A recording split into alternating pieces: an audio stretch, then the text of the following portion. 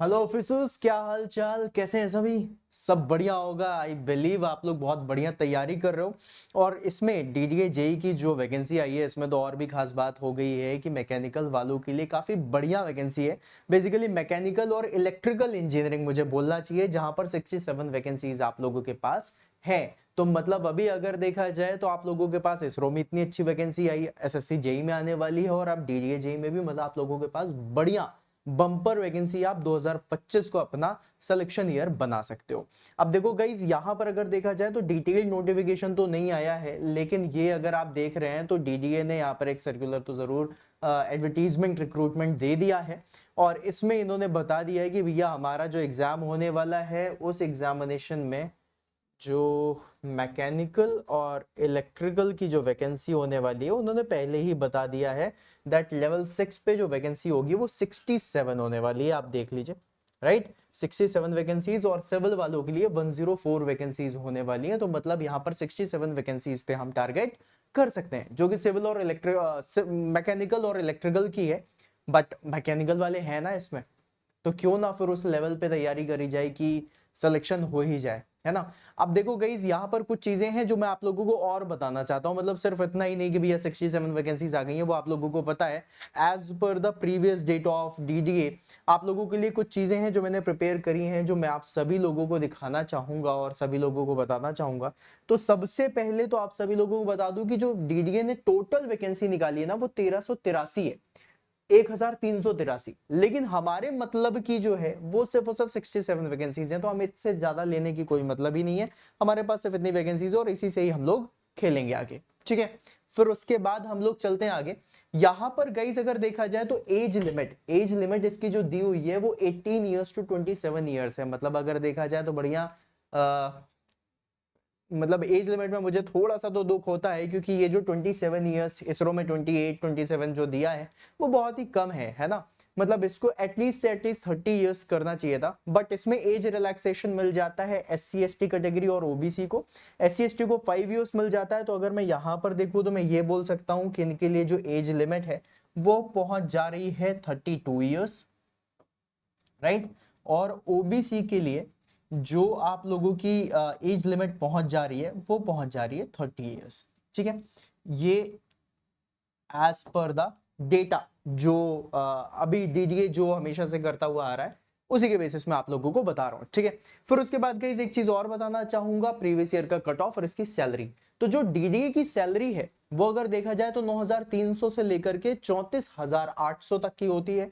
Plus इसके ऊपर आप लोगों को अलाउंसेस बहुत अच्छे मिल जाते हैं, जैसे कि टीए मिल गया, ट्रैवलिंग अलाउंसेस मिल गया, है ना, डीए मिल गया, एचआरए मिल गया। आप लोगों को मेडिकल सर्विसेज मतलब फैसिलिटीज बहुत अच्छी मिल जाती हैं। तो यहाँ पर आपको अलाउंसेस काफी अच्छे मिलते हैं। और अगर मैं बात करूं आप लोगों के इसके प्रीवियस ईयर कट ऑफ की, तो देखो ये जो कट ऑफ मुझे मिला है ये मिला है इलेक्ट्रिकल और मैकेनिकल का 2018 का डेटा, ठीक है। अब 6 साल बीत चुके हैं तो इसमें थोड़ा सा अपन चेंजेस करेंगे 6-7 साल में, ठीक है। तो अब यहां पर अगर देखा जाए तो मैकेनिकल और इलेक्ट्रिकल के लिए जो UR that is unreserve category का जो रिजल्ट था उसमें लिखा हुआ है कि ये 75.671 मार्क्स इसके लिए चाहिए थे, ठीक है। ओबीसी के लिए 74.664, एससी के लिए 67.525, एसटी के लिए 65.146, ये मार्क्स हैं। अब देखो गाइस, अगर मैं आप लोगों से बात करूं तो ये 2018 की बात हो गई। फिर उसके बाद मैकेनिकल की वैकेंसी जो आई है इसमें अगर आप लोग खेलना चाहते हैं तो टोटल जो क्वेश्चन आ रहे हैं वो क्वेश्चन कितने आ रहे हैं, 120, राइट। एग्जाम पैटर्न, यस, यहां पर एग्जाम पैटर्न है जहां पर आपको पता है टोटल क्वेश्चन कितने आ रहे हैं, 120 आ रहे हैं, राइट। टोटल मार्क्स कितने हैं, 120। मतलब 120 क्वेश्चन होंगे, 120 मार्क्स होंगे, मतलब एक नंबर का एक मार्क होने वाला है। और 2018 में ये जो गया था ये कितना गया था, 75 नंबर, मतलब 75.67। तो मैं इसको मान लेता हूं कि 76 मान लेता हूं, ठीक है। तो 120 में 76 मार्क्स लेकर के आने थे 2018 में। But as per the competition, जिस तरीके से इंजीनियर्स की संख्या बढ़ी और जिस तरीके से मैकेनिकल इंजीनियरिंग का लेवल भी बढ़ा और काफी सारे ऐसे धुरंधर मैकेनिकल इंजीनियर्स भी आए जिन्होंने कट ऑफ को भी काफी इंक्रीज करा दिया, है ना। क्योंकि भाई है, काफी कुछ है कि भाई कंपटीशन बढ़ता हुआ जा रहा है, खासकर मैकेनिकल इंजीनियरिंग की अगर मैं बात करूं तो वहां पर अगर मैं अब बताऊं तो मिनिमम से मिनिमम अब जो इस साल का कट ऑफ जाना चाहिए वो 80 मार्क्स का जाना चाहिए, राइट। भाई 7 साल हो चुके हैं, ठीक है, 67 वैकेंसीज हैं जिसके लिए बहुत सारे स्टूडेंट्स हैं जो अप्लाई करेंगे, और 80 मार्क्स अगर जा रहा है तो कोई बहुत बड़ी चीज नहीं होगी, क्योंकि उसमें जो एग्जाम पैटर्न है उसको देखिए और आप फील करिएगा कि 80 मार्क्स लाया जा सकता है कट ऑफ के तौर पे, इवन 80 से ज्यादा आएंगे। अब सबसे पहली चीज यहां पर है कि 120 मिनट का आप लोगों का टाइम ड्यूरेशन दिया हुआ है। इट मींस 1 मिनट में एक क्वेश्चन करना है, तो क्वेश्चन का लेवल भी अच्छा होगा, और 1 मिनट में एक क्वेश्चन करना है तो मतलब कि आप सोच समझ के आंसर दे सकते हो, अपने मार्क्स को बढ़ा सकते हो। नेगेटिव मार्किंग यहाँ पे 0.33 की होती है। ये प्रीवियस ईयर का जो पैटर्न चल रहा है मैं उसके बेसिस में बता रहा हूं, अभी कोई नोटिफिकेशन नहीं आया है, ये भी आपको बताऊंगा किस तरीके से एग्जाम की तैयारी होगी। 120 क्वेश्चन पूछे जा रहे हैं जिनमें से 80 क्वेश्चन जो है वो टेक्निकल हैं, और 40 क्वेश्चन कितने हैं नॉन टेक्निकल के। नॉन टेक्निकल में आपसे 4 चीजें पूछी जाती हैं, जीके पूछा जाएगा, रीजनिंग पूछी जाएगी, क्यूए पूछा जाएगा, इंग्लिश पूछी जाएगी।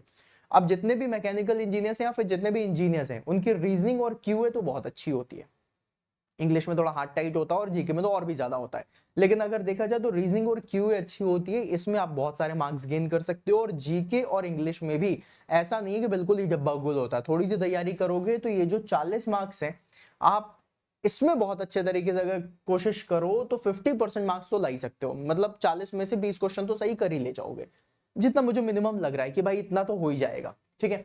और ये जो 80 क्वेश्चन है टेक्निकल के, टेक्निकल में तुमने अगर 60 क्वेश्चन भी कर दिए तो 60 और 20 80 तो हो ही जाता है, तो कट ऑफ तो निकाल ही लोगे, है ना। और कट ऑफ के जो मार्क्स हैं वो 80 मार्क्स से ज्यादा नहीं जाएगा डीडीए के लिए, जैसा मुझे अभी तक फील आ रहा है, क्योंकि इसका लेवल अच्छा होता है, ठीक है। तो 80 मार्क्स, 75 हमारा 7 साल पहले जो हमने देखा था उसमें था, अब थोड़ा सा अगर बढ़ भी जाएगा तो 2-4 नंबर का ही ऊपर नीचे होगा, क्योंकि डीडीए का स्टैंडर्ड है अच्छा।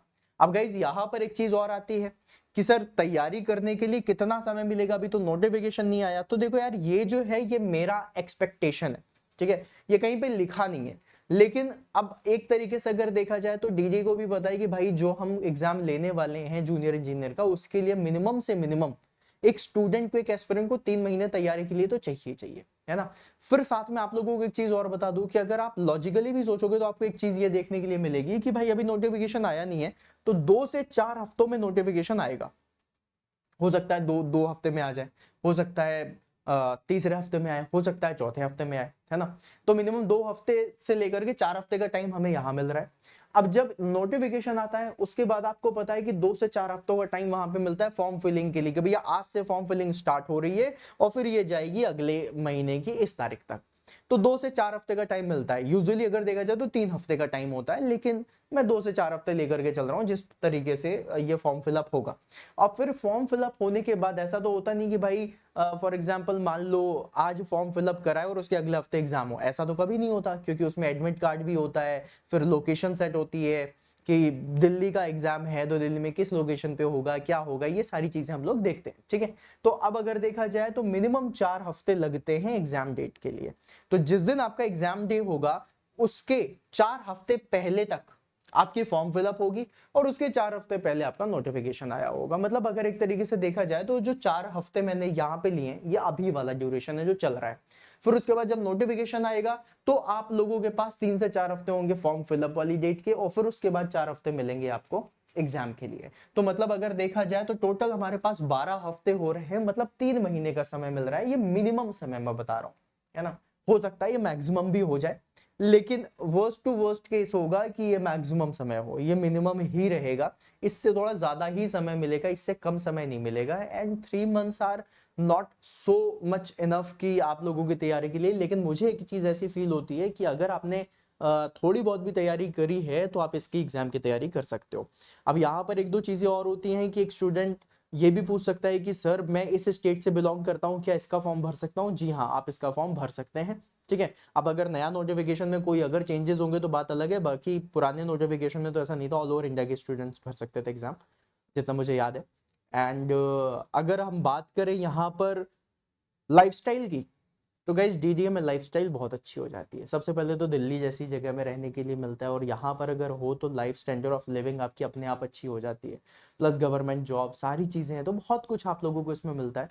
प्लस साथ में गाइज यहाँ पर इन्होंने एक दो चीज़ें और बताई हैं, है ना, इसको भी हम नज़रअंदाज नहीं करते हैं, इसको भी देख लेते हैं। इन्होंने जो हमें सबसे लास्ट में जो पेज है इसमें लिखा हुआ है, ये देखिए, that the detailed notification incorporating vacancies, qualification, procedure of recruitment, etc. will be available on the website of the Delhi Development Authority, that is dda.gov.in, with effect from -10 AM। तो मतलब इन्होंने डेट नहीं दी है, हम अनुमान लगा सकते हैं कि ये 2 से 4 हफ्तों में आप लोगों का नोटिफिकेशन आएगा। तो गाइज ये थी सारी इंफॉर्मेशन डीडीए की, ठीक है। अब गाइज आप लोगों के ऊपर है कि आप लोग तैयारी कैसी करना चाहते हो और किस लेवल पे तैयारी करना चाहते हो और किस लेवल पे आपकी इच्छा है इस एग्जामिनेशन को क्लियर करने की। जब तक वो क्लियर नहीं होगा तब तक एग्जाम भी क्लियर नहीं होने वाला। तो अगर एग्जाम को क्लियर करना है देन मेक योर माइंड